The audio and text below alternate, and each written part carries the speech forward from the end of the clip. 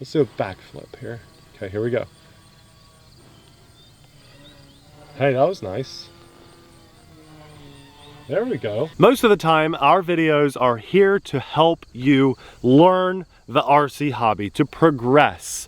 And we're here to kind of guide and advise you in the comments. And it's just fun, that's what we do. But everybody repeatedly, for a long time, has told me, Nate, the OMP M1 is where it's at if you want to get better at flying RC helicopters. And I'm talking like loops and rolls and stuff. So this is a little bit of like a reverse situation where it's really heavily driven because of you guys. Now we've featured the M1 on the channel before, but I had the rates set too low and I tried to flip and it crashed and it was a horrible crash. I'm starting again with this ready to fly different setup. It's a slightly different helicopter setup completely actually, but this is a 350 milliamp battery with only a balance lead on there, and it comes with a Radio Master ready to fly transmitter. This is actually a hobby grade transmitter despite its inconspicuous size. This is a very high-end but budget-friendly RC helicopter. This is the transmitter that Flight Test uses for all of their planes, and other companies are leaning into this now as well, which is very cool. Now there are some massive downsides to this setup, and I want to talk about those downsides possibly during the flight, but definitely after the flight, because I'm just a little bit nervous to get this in the air. So let's put it in the air and have some fun, and we'll talk about the pros and cons. No! Why isn't it coming off? Because it doesn't want to. I see that. Oh my goodness, that was not satisfying at all. Then why'd you do it? It's supposed to be.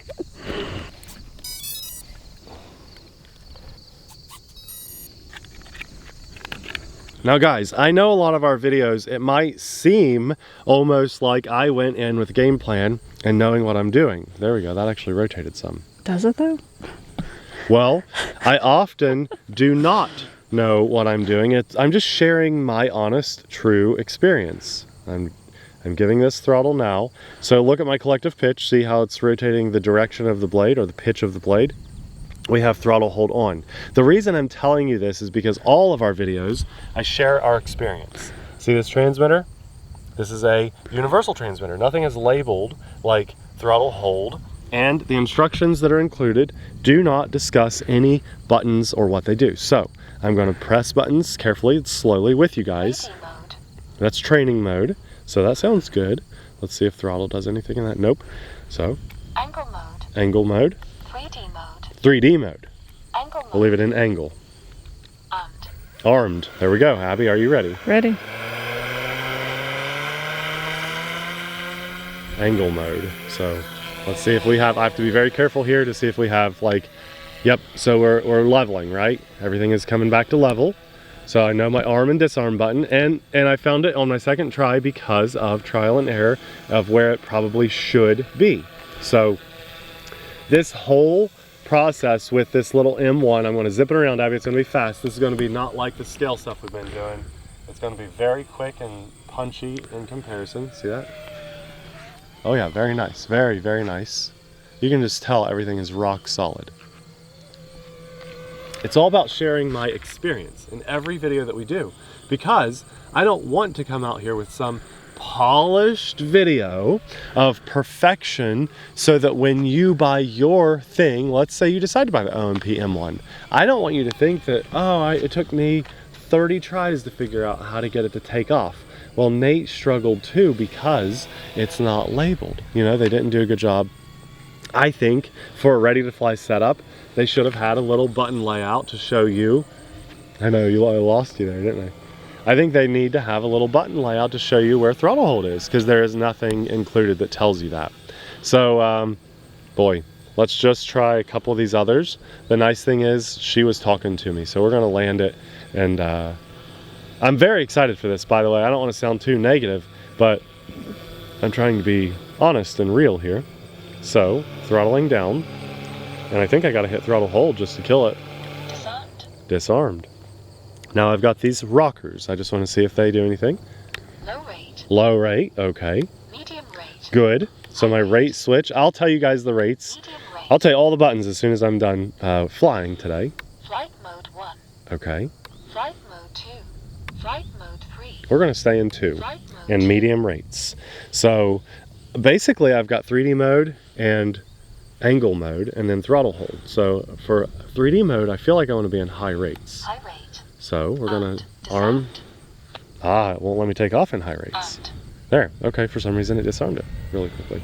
So we're in high rates, but we're still in angle mode, which means auto level, see? It's auto leveling back. I So can't see Abby, anything it's right small, I know, and this is gonna be hard to film, but what I plan to do, because I couldn't do it in the last video of this little helicopter, I'm gonna fly it fairly high to where I can still see orientation. We're gonna go in 3D mode and try to pull off a front loop in today's video. I will beat myself up if I don't. So do your best, and I'll tell you when I'm gonna flip it over. You ready? Yep. Okay, I'm gonna go probably sideways. Okay. 3D mode. And I got it. And I'm still in 3D mode. My left button is my saving button. And I'm gonna try to do a front flip. If I can get everything. It's so tiny that orientation's hard. Really, this is designed to do this stuff lower and in front of us. So let's do a back flip here. Okay, here we go. Hey, that was nice. There we go. And angle mode to save it. So that's kind of like safe, right? Equivalency of safe. So that, I got a little disoriented. I probably could have saved it, but let's see if we can do that a little lower here, right? We're gonna do a side roll. 3D mode. You let it spool up for a second, and then here we go, sideways. Hey, not bad. I'm still in 3D mode, all just me here. And that's giving it reverse throttle, you know, to adjust. If I don't do that, here's what it'll do. If I don't give it down on my pitch of my rotors, it'll do more like a loop. So you ready to see what it does? Mm-hmm. Need more altitude for this. Okay, here we go. See how it dropped some there? Sorry, Nope, Abby. sure did. I know, it's crazy. I know, I'm coming down. I'm coming down. It's just, I can't come down too fast or I'll actually go reverse throttle basically and drive it into the ground. So it's very tiny. Abby is struggling. It's like filming a gnat. But hey, I'm doing so much better than the last time. Let's see if I can do a front flip. We'll go sideways and we'll go forward. Get away from us. Okay, and 3, 2, 1. Hey. Medium rate. High rate. I didn't touch that, so I don't know why that happened. Forward again. Medium rate. Okay, and that was, I bumped it. You're upside down. No, you're I not. was right, but I bumped that, so that was kind of bad placement on my part. Alright. Back in high rate, keeping my finger off of that now. 30 seconds. Oh, 30 seconds of flight. Let's do one more flip because I'm having fun. I haven't gone left. Let's just do that just to have them all covered. 3D mode. 20 seconds. There we go. And I am going to try to land this in 3D mode with no flight assist. So I love that the timer is there. It's not telemetry, but it is a timer. So we'll agree to the timer. And in 3D mode, let's see if I can get it. 4, 3, That's not nerve-wracking. 1. Timer 1 elapsed. Disarmed. Yeah, okay. Probably the hardest thing to film ever, but that was a good flight. For me, that was probably one of my best small helicopter experiences ever. And it's because we have, like, the big thing is the direct drive here on the brushless motor. So you can see easy access to our brushless motor down here. It's a direct drive, no gears, and everything up here. I don't know all the terminology. I know this is, I can't remember the name of this, but that's aluminum. There's no plastic involved here. Very few plastic pieces. The only thing that are plastic are these little servo arms, which help adjust the pitch of everything. So if you do crash, you want something to give. And oftentimes those balls will pop out and then you can actually click them back in place in a crash. I've done that before. The tail rotor is brushless as well. It's just back here. I think for something this size, that's about as good as it gets. Everything just feels really good. Like the skids, I think those are just plastic, but that's probably good because they're bouncy. You see, they're kind of giving. So when you come down a little hard. It just feels really locked in. It feels very, if you make a movement on the stick, it's very responsive on the helicopter. It doesn't feel like there's any delay or sluggishness when flying it. And I was starting to feel that with my last, I'm pretty sure that was an OMP helicopter. I'll refer to it, the crash that I had here. I'm sure I'll pop it up. But this was a really, really, really good flight experience. As my confidence grows with flights on this, I will fly a bit lower because this is so small. It really is designed to be flown low and close. But I was flying what I like to say is at least a mistake or two high as I'm learning to fly with this helicopter. Now, I did say there's some negative things I want to talk about, and absolutely will. I love the Radiomaster transmitter. This guy is like under $100, and it's a universal transmitter. I can bind this up to most of my airplanes, helicopters. I mean, it's an amazing little, powerful little transmitter with just a lot of advanced features, like you heard it talking to me and stuff. It's more advanced than our multi-$100 competitor transmitters. So I got to give them massive credit for that, because this is just doing, and it's ergonomically comfortable. It's got these rubber grips on the back. I should turn that off. Rechargeable batteries, bright display, easy to see outside, folding antenna. The joysticks unscrew and they go in the back just like a DJI transmitter. It's just a good transmitter. Negative, and there's some solid negative things here. Comes with 3 rechargeable batteries. That's great, but they're balance lead only, and they are 2S. So you have to have, it doesn't come with a charger. That's what I'm getting at. It doesn't come with a charger for the batteries. For a ready-to-fly setup in this size, what's another, the company, it only costs them $1 to put that in there. Do you think it has something to do with the FAA regulations? It could. Now it's not, anything ready to fly is now not really ready to fly. And Horizon and other similar companies had to abide by those things instantly. We may have a full-scale landing, so we'll keep, they radioed, but it sounds far away. You might be right, Abby, so good point. But it is annoying that it didn't come with that. I had to steal one from an RC plane that yeah, he throttled down. He's back behind. He's behind that hill.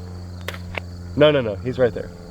Oh, actually, he's flying at the 45 over the runway, so let's get off the runway. But even more annoying, I packed this on our vacation when we went and flew that airplane at the beach you guys saw, and it was really fun. I wanted to fly this at the beach or somewhere like the soccer field or something while we were on vacation, and I got down there and I realized this doesn't take AA batteries, it takes rechargeable batteries, and guess what? It doesn't come with them. It requires 2 of those e-cigarette batteries. They're kind of odd. They were getting very popular a few years ago.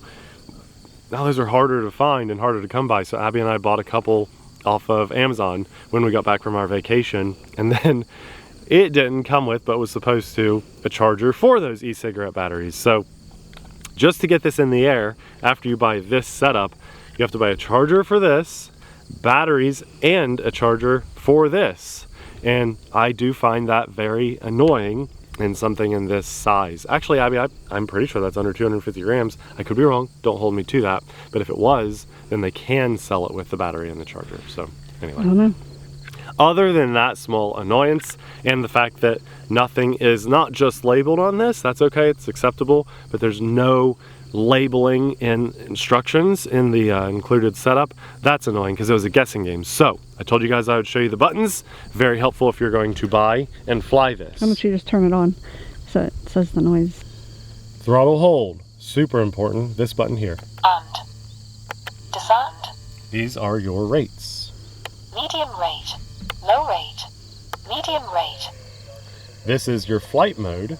3D mode. 3D mode, so turns your stabilization off. Don't take off in that mode if you're a new pilot. Angle mode. Angle mode basically means safe, just auto level. And then this is mode 1, 2, and 3. Flight mode 1. Flight mode 2. Flight mode 3. And I'll be honest, in my maiden flight, I didn't mess with that. I left it in mode Flight mode 2. So, and then you have this shoulder button back here I didn't mess with either. Rescue mode active. Rescue mode off. Rescue mode active. Rescue mode off. Neat. So what that will do is probably make the helicopter beep, and if you crash it and you lost it in tall grass, you hit that button and We'll have to find out. I think that's a fantastic setup though, and that's why I'm taking the time to show you guys basically the buttons and even telling you about the stuff that I don't like. they just have it locked in, and a lot of you guys were absolutely right. You nailed it. And this is going to be something that's so small that I can actually fly this pretty much in my yard. If not my yard, just like, you know, if my daughter's into activities or sports or whatever, when I go to these things, I can go off to a side field and pop that in the air and go through 3 batteries and get better, you know, with each flight. So, but never fly around people, even something this small. In fact, I'd like to encourage you guys to fly with AMA, even something that looks not very intimidating like this. That's the Academy of Model Aeronautics. Their insurance for those of us that fly, God forbid I ever hit anybody with this, but even a thing, someone's cooler, their car or whatever, AMA will step in as long as you're flying by their suggested rules and guidelines. And you can learn more about the AMA linked in the description box below. We'll also have this linked in the description box below. Know that using the link to buy this does help to support our channel and our family at no extra cost to you. And let's face it, you can probably hear it in my throat. We've all got a little bug right now. We've been flying through the cough drops, so we could totally use your support. I really mean that. It's been a rough week. Even though it's been a rough week, I want to say a massive thanks to God for blessing us just with the time to jump in front of the camera and share this experience with you guys, and life in general. Just we're so thankful for all of his blessings. I know it's a bit more challenging when you catch a bug and you're just powering to try to get through the day. It's hard to be thankful and grateful for those blessings, and at the very end of the day especially, it can really wear on you.